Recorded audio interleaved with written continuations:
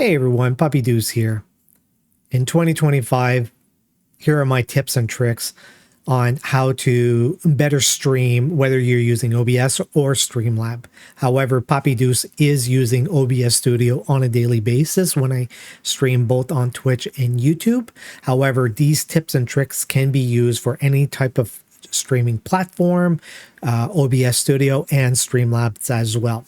So let's get right into it. So the first thing that you're going to want to do when you're starting streaming on PC, in terms of gaming consoles and things like that, there are some hardware that you can actually purchase. I don't have the knowledge, but I do know some of the hardware that you can purchase on how to get better streaming, which I will do future videos in the near future on what I would recommend for new streamers or existing streamers to use. But in terms of PC, first what you want to do is you want to download OBS Studio.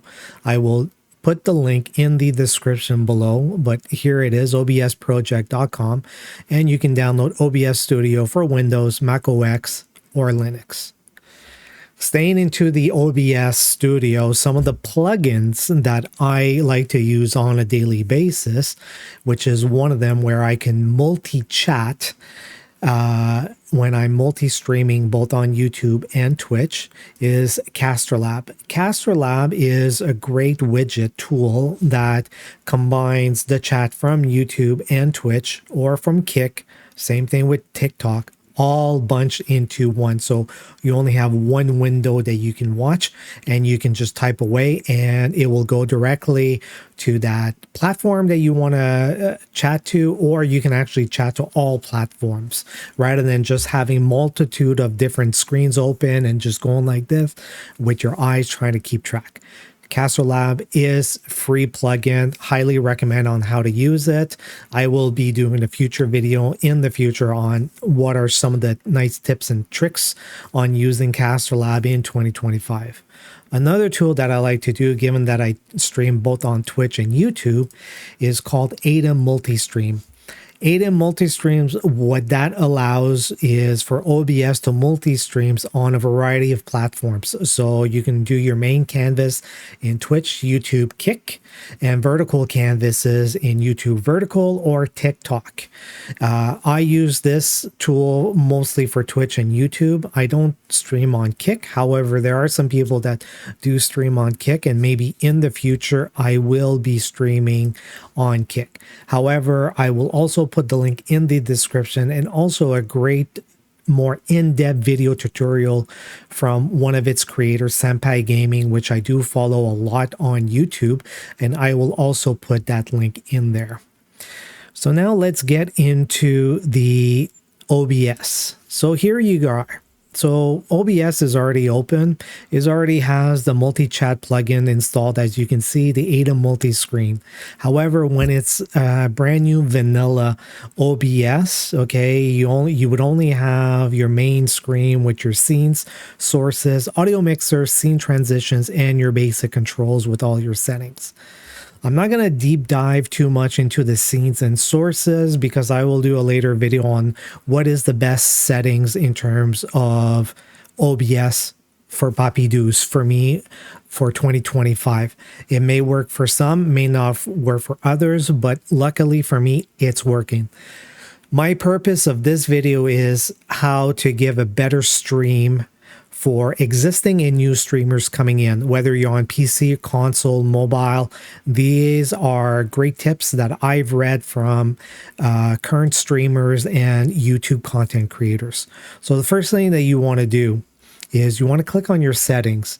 Now you got your general settings here, not too much to go about. Your appearance is the same thing. However, the most important ones, okay, it will be your stream. Here you have your stream key, okay, which you can get from your Twitch account, which I won't show.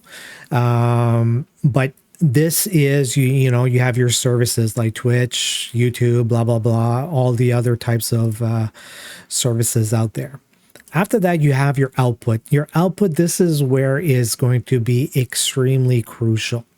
So if you are on PC and you are using an NVIDIA card, you want to make sure that you use your NVIDIA NVENC H264. And for me, it has it at the deprecated.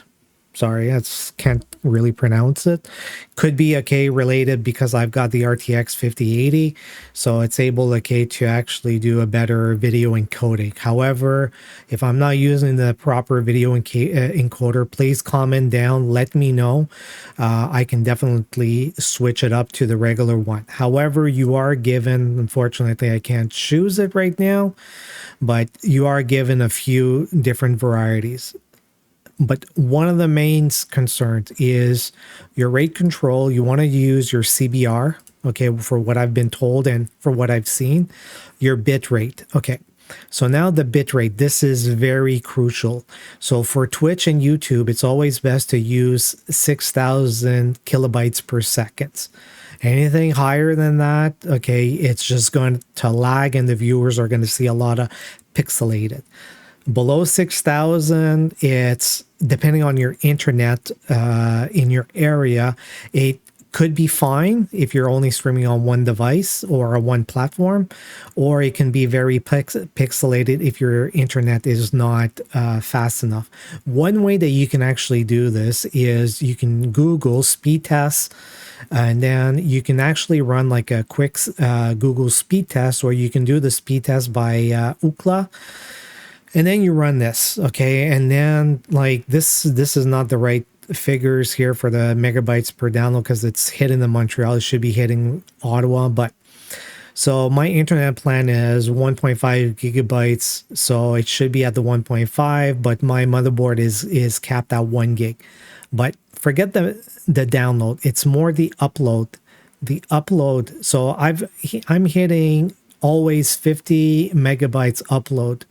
So for what I've read and for what I've seen from past content creators and how to better set up your OBS is every 10 megabytes per seconds that you are uploading, you can actually use your bitrate of 6,000, meaning that your viewers are going to see a nice 1080 60 frames per second when they are viewing you without minimal pixels. Sometimes there is, unfortunately, with lag, but if you are streaming on two platforms, so like Twitch and YouTube, it's always best, okay, to look at that. So given that I can do 50, I have ample megabytes per upload that I can use, so therefore I can do 6,000.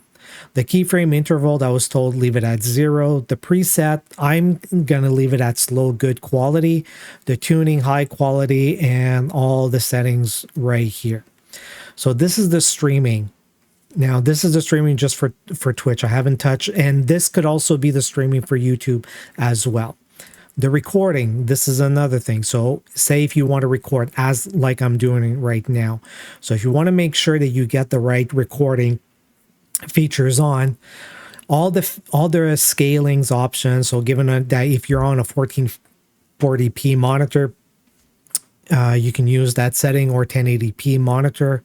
But what's mostly important is your bitrate here. So given that this is your computer, and if you have a very decent video card, you want to bump that up. So I'm doing it at 20,000 kilobytes per second.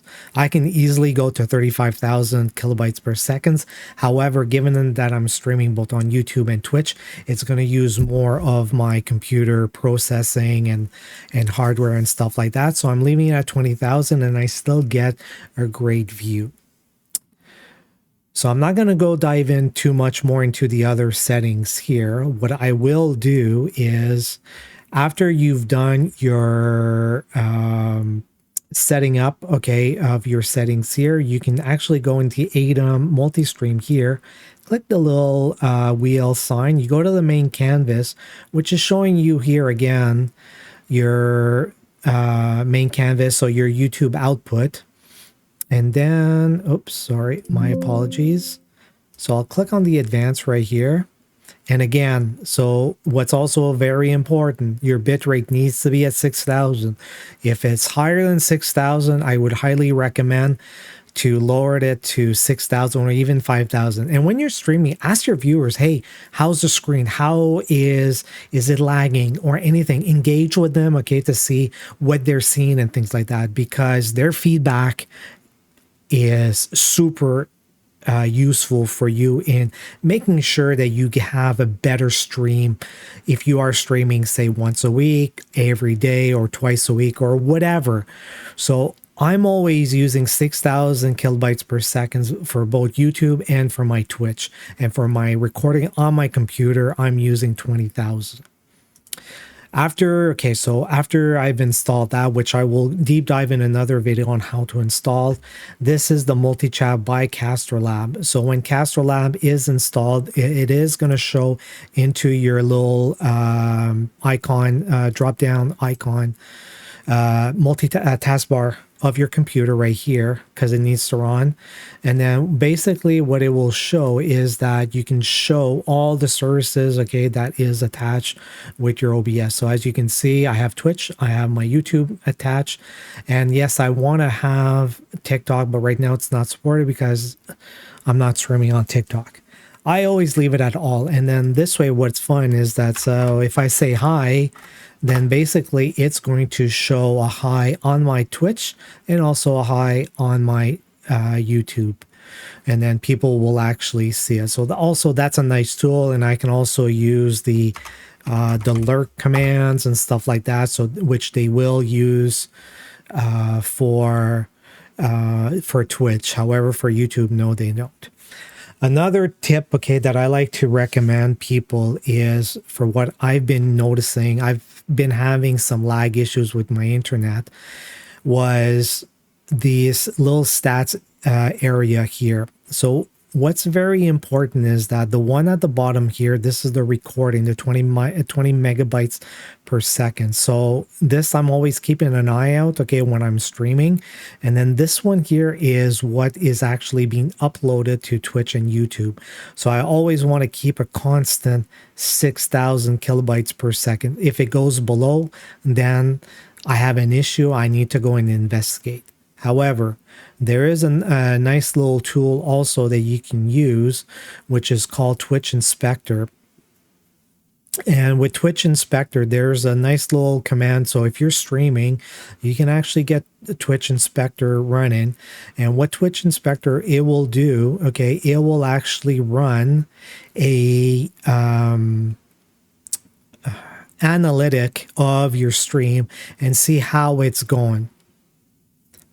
Let me show you how it works. Okay, so in order to use your to run a test, okay, on your bandwidth, which you can actually do without going live, but you are going to be streaming, but it's going to be like a testing, like development.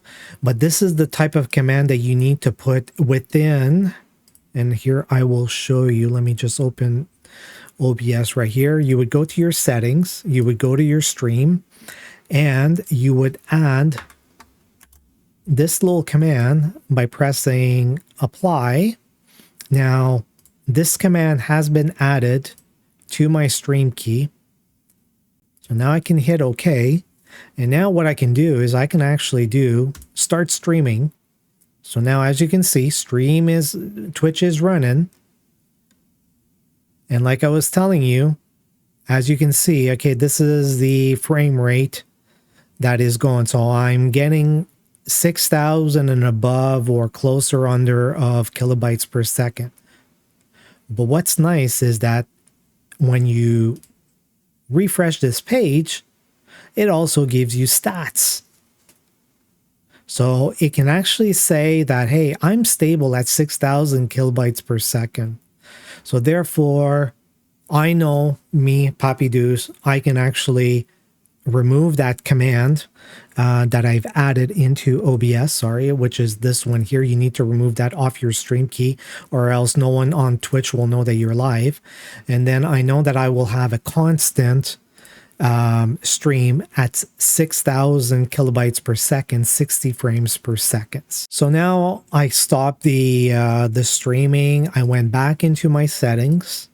I remove that command line that I showed here, this one here, or else if you leave it on, yes, it will show that you are streaming, but no one will know because you're adding like a bandwidth test. So you're just testing. You wanted to see what your stream is at. So these are the types, okay, of tips and tricks that I use every day when I do start streaming. And I gotta say, ever since that I've actually been doing this for the past 2-3 weeks, I've had no issues. And when I've noticed an issue, I would address it right away. So yeah, so there will be more videos in the future on how to better organize your OBS or how to install certain plugins and things like that with OBS, or some of the setups that Pappy Deuce is doing. So if you think that there are some extra features that I should be looking at or things I should be changing into my settings, don't be afraid. Put it in the comments. I will appreciate it. I will look at it. I will also test it. If you have questions or you're not sure on how to install these types of plugins in OBS, please give me a shout out on Twitch, YouTube, Instagram, Facebook, TikTok, or even Discord. Pappy Deuce will be happy to help you. And again, there'll be more videos in the coming weeks on variety of different tips on how to better stream in 2025. Again, thank you very much for watching, and catch me on later.